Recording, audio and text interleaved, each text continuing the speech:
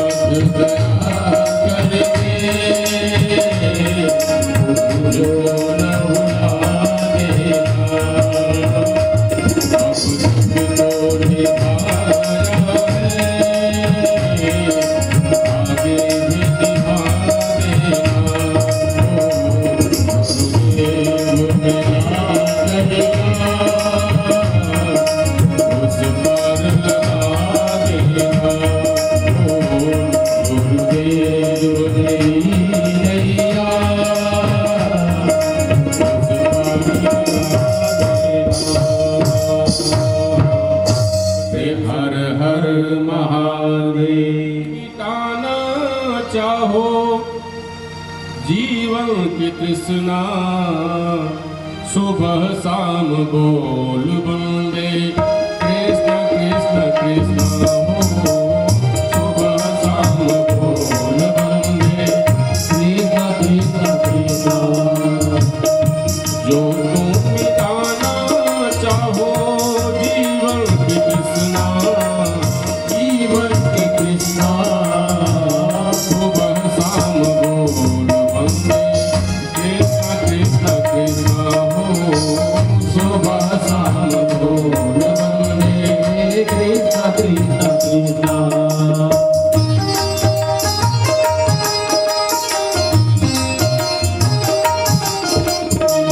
कृष्ण नाम पावो पावन, कृष्ण नाम प्यारा प्यारा।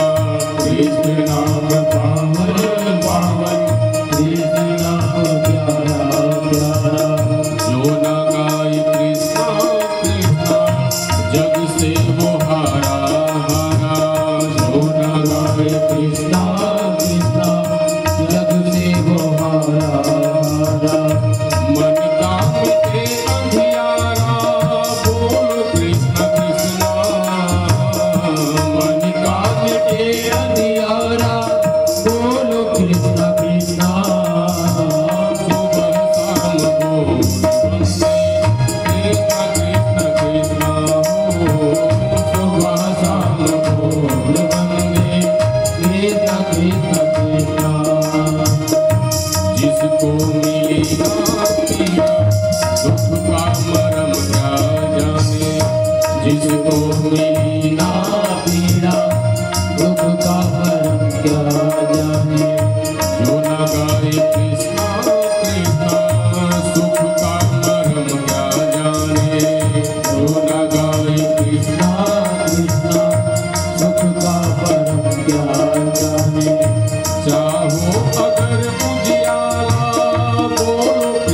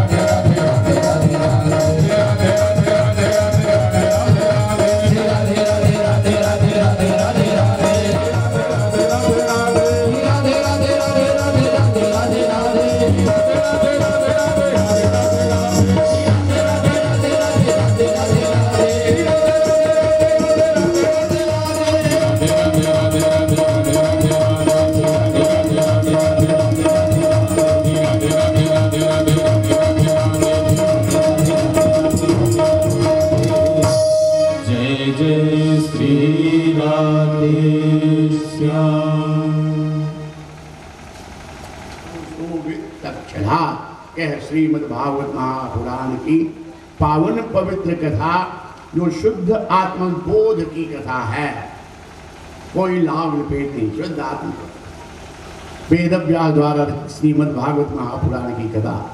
जिस दिन कोई संकल्प लेता है कि मैं भागवत करवाऊंगा, भागवत सुनूंगा, उसी दिन भगवान कृष्ण उसके हृदय में आकर के विराजमान हो जाते। सुनने का तो अनंत अनंत फल है। तो लोग भाग्यशाली हो, इस कलयुग में भगवान का नाम सुनने का अवसर और मन कहा आकर के सुन रहे, नहीं तो यहाँ आने का मन नहीं कहता। ये सर आवत अति कठिनाई, राम कृपा बिनु आई न जाई। यहाँ बड़ा कठिन है। किसी की शिकायत या हंसी हो, मजाक हो, विक्रमबाजी हो, उस समय खूब मन लगता है। यहाँ मन लग जाए तो समझो वो भाग्यशाली है। दो लोग बड़े भाग्यशाली हो, दोनों पर भगवान की कृपा है। शुक्रदेव जी महाराज अनेक कथाओं के द्वारा बार बार कहते, राजन तुम आत्मा हो, तक्षक शरीर को काटेगा, मरेगा शरीर। ये संसार स्वप्नवत है। शंकर भगवान भी रामचरितमानस में कहते हैं कि उमा कहाँ निज अनुभव अपना, सत हरि भजना जगत यह सपना। एक भगवान का भजन ही परम सत्य जीवन का सार है। बाकी ये संसार स्वप्नवत है, लेकिन बड़ा कठिन है इस संसार से मन हटना। पति का प्यार छूट जाए, पत्नी का प्यार छूट जाए, बेटा बहू घर मकान सम्मान का प्यार छूट जाए, बड़ा कठिन। सत्य तो यही स्वप्नवत है, लेकिन ऐसा ये झूठा सपना ऐसा मन में बैठा हुआ है कि यहाँ से छटना पड़ा। सपना कई लोगों ने देखा। सपना भरत जी देखे, ननिहाल में थे। सपना त्रिजटा ने देखा। त्रिजटा नाम राक्षसी एका, राम चरण रति निपुण विवेका। सपने बानर लंका जारी, जातु धाम सेना सब। सपना राजा जनक देखे।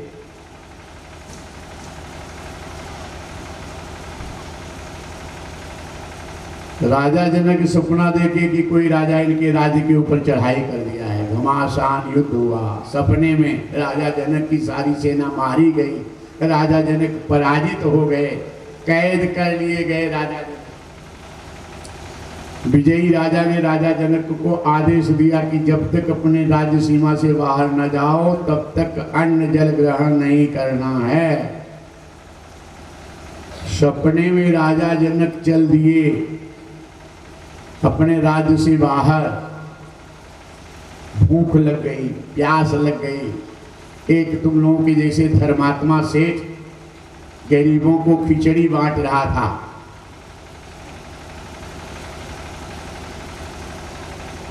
इसमें किसी भूखे गरीब को कितने लोग ऐसे हो जो भोजन कराए हो? हाथ उठाओ। मनमानी नहीं उठाना, कराए हो। किसी भूखे गरीब को भोजन कराए हो जिससे तुम्हारा कोई मतलब न हो, फिर भी उसको कराए हो भोजन।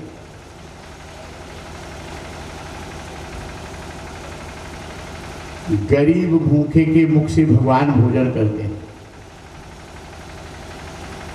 चार के मुख से भोजन करते। एक अति गरीब भूखा जो है, और गौ माता, संत और ब्राह्मण, चार के मुख। और देवता लोगों का मुख क्या है? अग्नि। अग्नि के द्वारा देवता लोगों को भोजन मिलता है, अग्निदेव।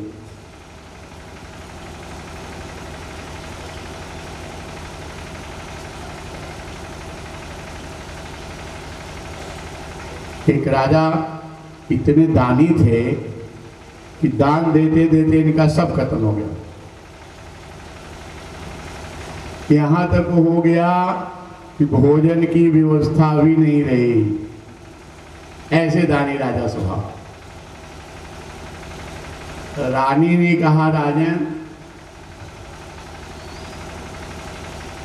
पड़ोस का राजा जो है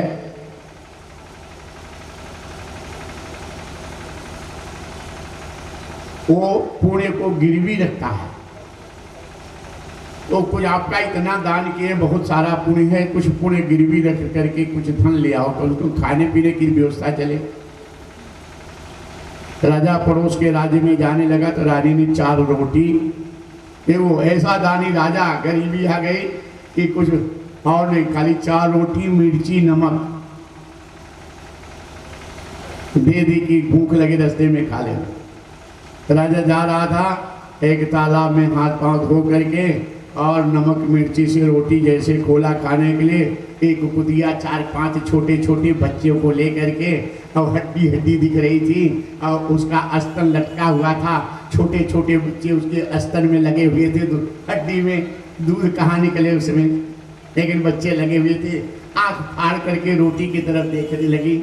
ये राजा दयालु बड़ा भूखा था, लेकिन देखा कि अरे हमसे तो ज़्यादा भूखी ये है, अगर ये कुछ कुतिया खाने को नहीं पाएगी, किसके छोटे छोटे बच्चे क्या खाएंगे, ये तो सब भूखे रह जाएंगे, इसके स्तन में दूध कहाँ से होगा। एक रोटी दे दिया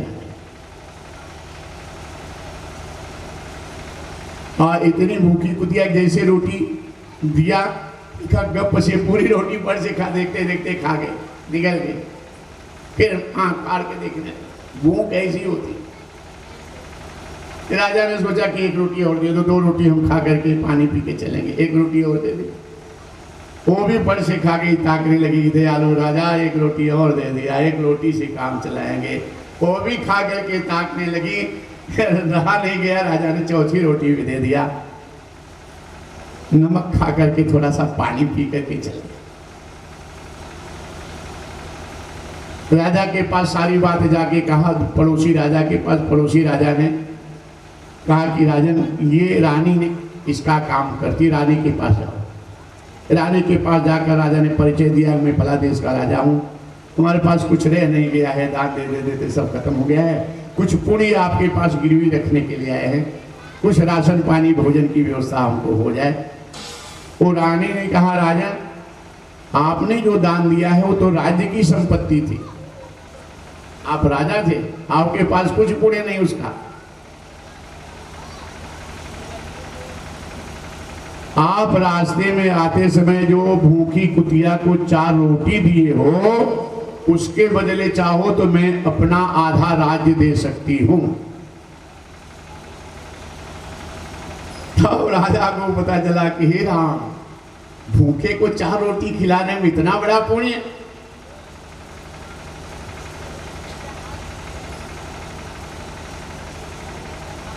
राजा ने रानी से कहा, हम अपना पुण्य गिरवी नहीं रखेंगे। भूखे लौट आया और रास्ते में रानी इंतजार कर रही है कि घर में कुछ है नहीं। राजा ने कंकर पत्थर का गठरी बना लिया और लाया, रानी के पास दे दिया कि लो, यही मिला है। और रानी गठरी ले गई, अंदर खोली तो देखी कि सब कंकर पत्थर जितने थे रत्न हो गए थे, हीरा जवाहरात हो गया था, कि घर भी पूरा खजाना फिर भी बचा रहा। राजा तो चिंता में था कि रानी डांटेगी कि ये कंकर पत्थर लाए हो, और रानी भर रही खजाना। राजा जाकर के जब देखा तो रानी ने कहा, ये वाह, पूरा खजाना भर गया, बीच में इतना ही तो रह गया, ये कैसे दिया रानी ने। तब राजा रो रो के सारी कहानी 4 रोटी वाली बताया, और उसी दिन से भूखों को भोजन कराते कराते परमानंद की प्राप्ति। अब भूखों के जो आप देखो, भूख लगती है तो कैसा लगता है।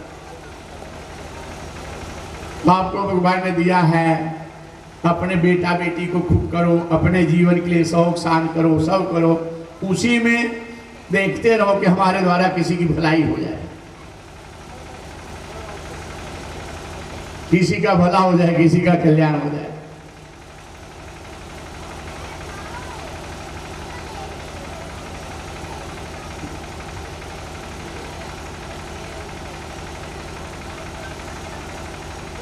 ये सेठ गरीबों को खिचड़ी बांट रहा था। राजा जनक सपने में विजयी राजा का आदेश का पालन करते हुए अपने राज्य से बाहर जाने लगे और भूख प्यास से बागुल इसी लाइन में लग गए राजा जनक।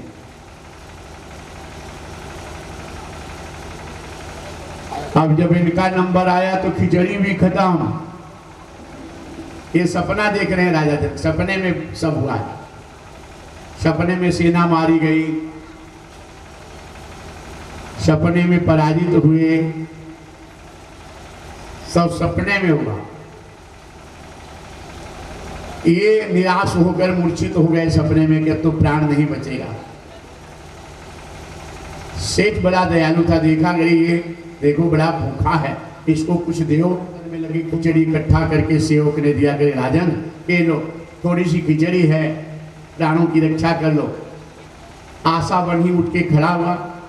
वो खड़ा हुए राजा जनक और जैसे खिचड़ी की दुनिया लिए तो मुंह सूख गया था पानी के मारे।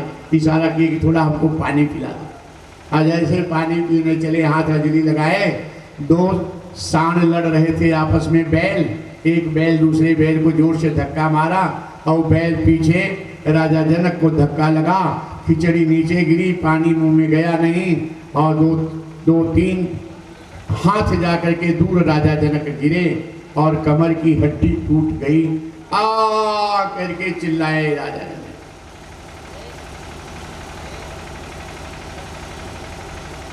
आंख खुल गई। ये सब सपने में हुआ था, सपना देखे।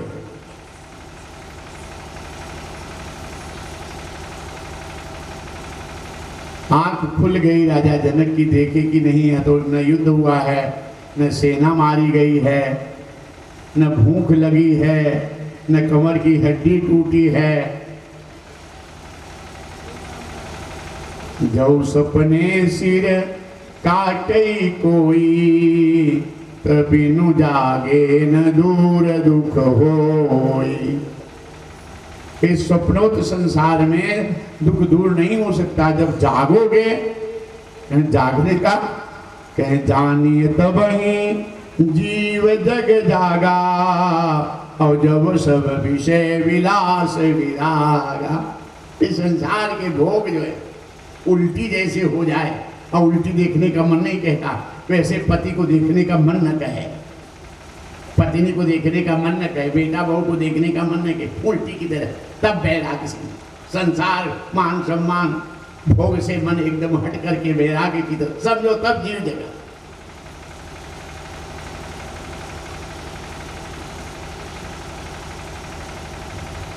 राजा जनक घोषणा कर दिए, मेरे प्रश्न का जो उत्तर देगा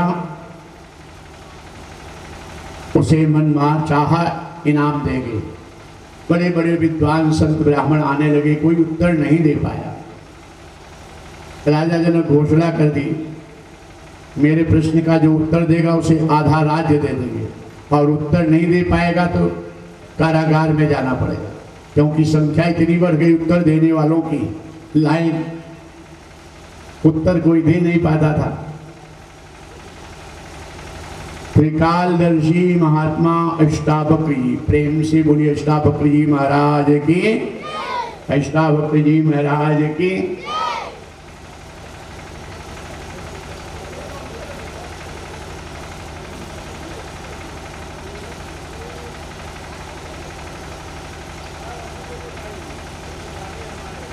अष्टावक्र जी माँ के गर्भ में थे, तभी इनके पिताजी अपने चेले को पढ़ा रहे थे। माँ के गर्भ से बोल पड़े कि पिताजी आपकी त्रुटि हो रही, चेले को पढ़ाने में त्रुटि हो रही है। एक बार बोले, दो बार बोले, 3 बार, 4 बार, 5 बार, 6, 7, 8 बार जब बोले तो पिताजी को क्रोध आ गया। अब माँ के गर्भ में है तभी से हमको टोका टोकी करा, जा श्राप देता हूँ, अष्टावक्र हो जा। पिताजी के श्राप से 8 बार टेढ़ा शरीर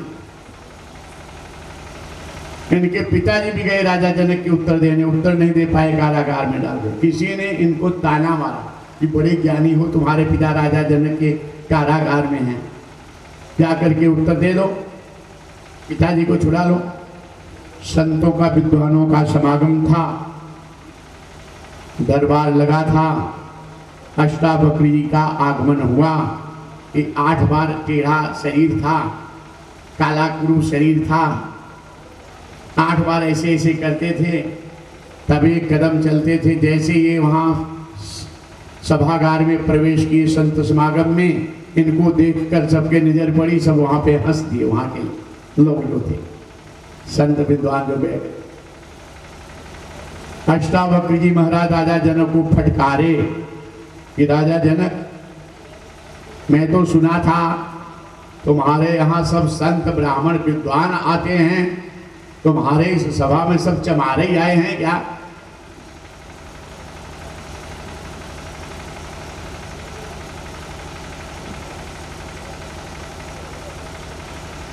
अब सुनो, जहां विद्वान बुद्धिजीवी वर्ग रहते हैं वहां तू मैं नहीं करते कि हमार सही है, हमार सही है, हमार सुनो, हमार सुनो, ऐसे नहीं होता। पहले हमार सुनो, पहले वो बुद्धिजीवी नहीं हो, वो सुलझे हुए लोग नहीं हैं। बड़ा विषम समय आ गया है कल युग में, लोकसभा में, विधानसभा में तू मैं हो रहा है, इतने बड़े बड़े पदों पे कल युग ऐसा आ गया। जहां बुद्धिजीवी वर्ग होता है, किसी एक की बात सुन लो, फिर मौका पाके अपनी बात कहो, सही बात का खंडन करो, नहीं तो तर्क दो कि मैं सही हूं।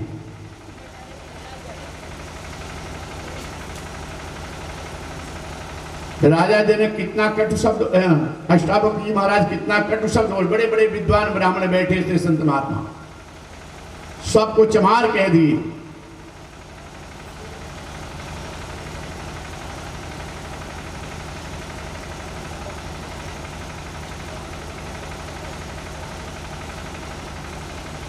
शांत हो गया वातावरण, क्योंकि एक एक बुद्धिजीवी संत महात्मा त्यागी तपस्वी बैठे थे, कुछ बोले नहीं कोई। राजा जनक स्वागत करके अष्टावक्र जी महाराज को आसन दिए।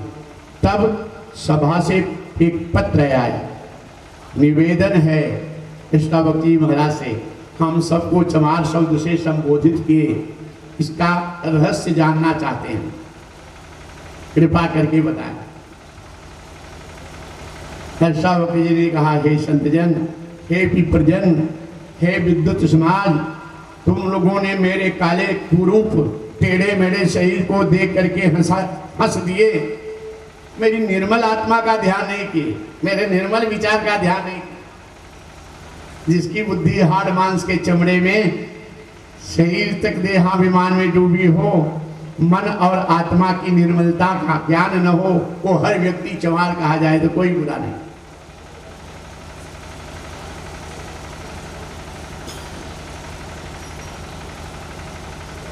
चमड़ी का गोरी काली टेढ़ी मेढ़ी शरीर, छोटा बड़ा ये शरीर का नाम है संतों। अष्टावक्र जी महाराज के आत्मा एक ही है, आत्मा टेढ़ी मेढ़ी, आत्मा काली गोरी नहीं होती, आत्मा परमात्मा है। आत्मा के साथ जीव उपाधि लगी है, जैसे जीव उपाधि मिट जाए तो अयम आत्मा ब्रह्म।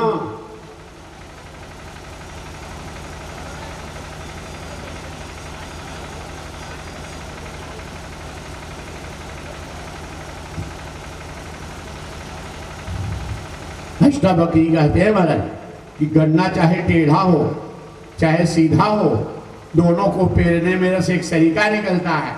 शरीर काला हो, गोरा हो, छोटा बड़ा हो, लेकिन सब में आत्मा एक ही है, और उसकी शुद्धता निर्मल मन और निर्मल आत्मा से उसकी कीमत है। तो उन लोगों ने हाड़ मांस की चमड़ी को देख करके हंसे, मैं निर्मल आत्मा को नहीं ध्यान कर पाया। बड़े संतुष्ट हुए, अपनी भूल स्वीकार करके नमन किए अष्टावक्र जी महाराज को। तब राजा जनक निवेदन किए, क्या स्वागत करूं? अष्टावक्र जी महाराज कहे कि राजा जनक, मैं तुम्हारे प्रश्नों का उत्तर देने के लिए आया हूं। अष्टावक्र जी कहे,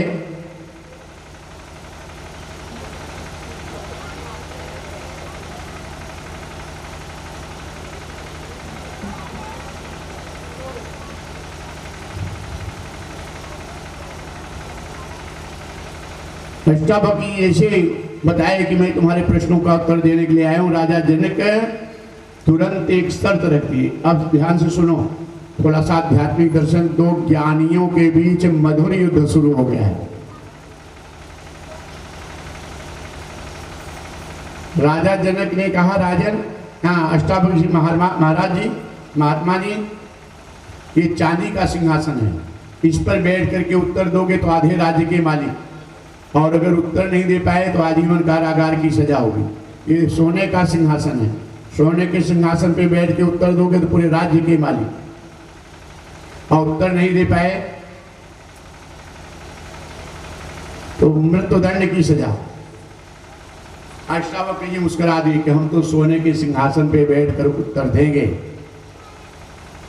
थोड़ा यहाँ विद्युत समाज है, इसलिए थोड़ा सा सुन लो 2 मिनट। फिर कथाओं के कथाएं, गूढ़ तत्व की बातें, सब कथाओं का सार नहीं छोड़ के कथाओं में आ जाता।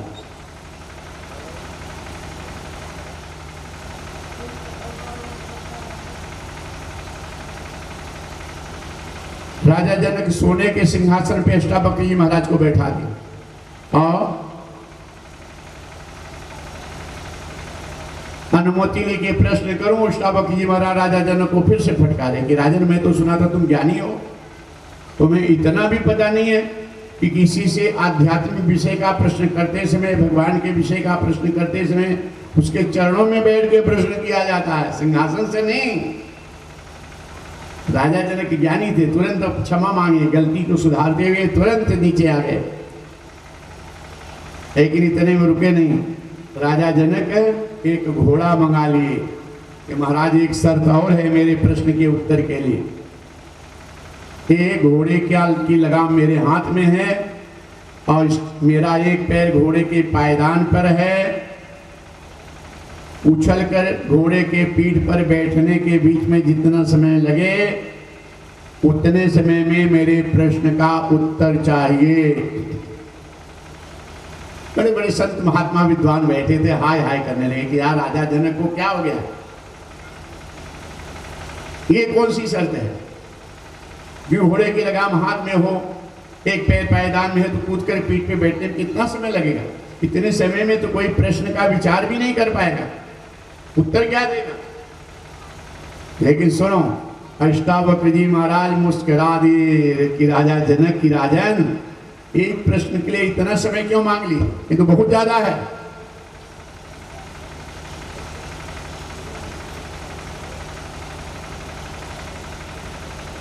राजा जनक प्रश्न किए और राजा जनक के मुंह से प्रश्न निकला और जैसे शरीर की गाय की कूद कर पीठ पर बैठ जाऊं घोड़े के, इनके मुंह से प्रश्न निकला कि अष्टावक्र जी महाराज का पीछे पीछे उत्तर आ गया कि घोड़े के पीठ पे बैठ नहीं पाए, उसके पहले उत्तर आ गया, घोड़ा हटा दिया गया। फिर वहां संत समाज से पत्र आया, निवेदन, कि न मैं प्रश्न समझ पाया न उत्तर, इसका खुलासा करें। राजा जनक का प्रश्न था कि तब का सत्य था कि अब का सत्य है। अष्टावक्र जी महाराज का उत्तर था, न तब का सत्य था न अब का सत्य है। पत्र आया कि इसका स्पष्टीकरण करें।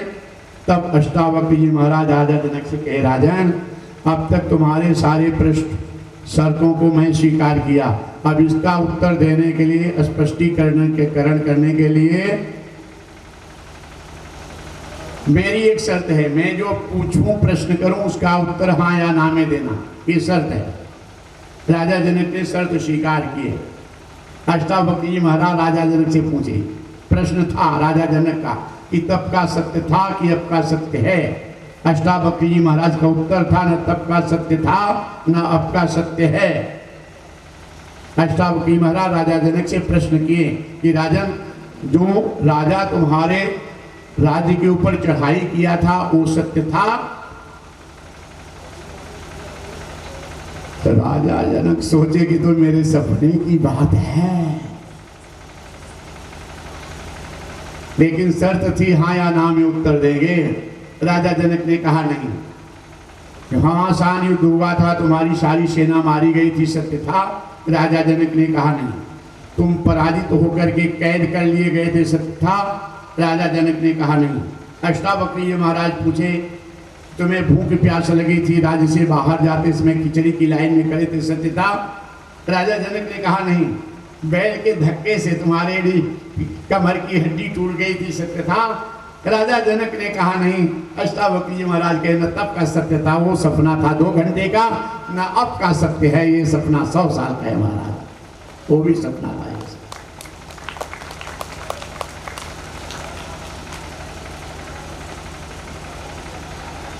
हुमा कहो निज अनुभव अपना, सत हरि भजन जगत यह सर्वना। लेकिन ये माया ऐसी है, ये स्वप्नोत संसार ऐसा है कि इसमें से मन हटना बड़ा कठिन। बस एक ही उपाय है, कथा कीर्तन सुनते रहो, रोज रामायण गीता भागवत कुछ है तो पाठ पारायण करते रहो, गुरु मंत्र लेकर के गुरु के द्वारा लिए हुए नाम मंत्र का जाप करते रहो, तीर्थ मंदिर जहाँ है सेवन करते रहो, जितना हो सके समाज सेवा, दीन दुखियों की सेवा करते रहो, बस माता पिता परिजनों की सेवा, इतने से ही हमारी तुम्हारी नैया, भगवान हमारी आपकी नैया पार करेंगे।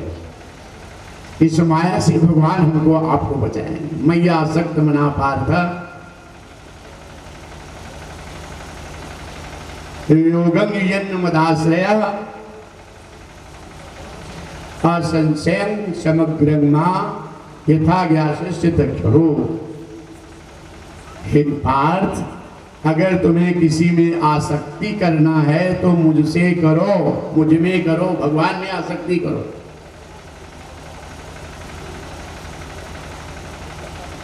और किसी से नाता जोड़ना है, कहे मुझसे नातेदार बना लो, बेटा बना लो, पति बना लो, मित्र बना लो, भाई बना लो, कोई भी बना लो, मैं सब नाता निभाने को तैयार हूं।